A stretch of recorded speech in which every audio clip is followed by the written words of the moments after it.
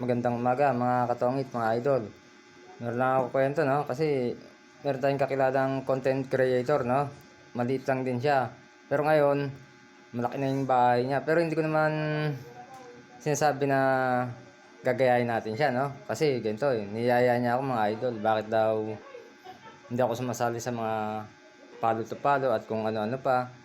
Ngayon kasi mga idol, sabi ko sa kanya, mahirap yan kasi baka kung ano nung violation abutin natin yan. Restricted dito, restricted doon at kung ano-ano pa, no? Kaya kasi sa kanya mga idol, ano eh, medyo may kalakihan na yung kanyang bahay eh. Pero tayo naman mga idol, makakapag-antay tayo, no? Kasi kung lalaki to, no? Hindi na natin kailangan sumali kung saan-saan pa at kung kani-kanino pa, no, mga idol. Ang importante rito, may tiwala tayo sa ginagawa natin. At kasi sila mga idol, no, hindi ko nila lahat. At saka hindi ko na rin papangalanan. Wala silang tiwala sa mga ginagawa nila mga idol. Ang gusto lang nila, umangat kaagad. Pagkatapos, yun na yun. Ewan ko, diskarte nila yun eh, di ba?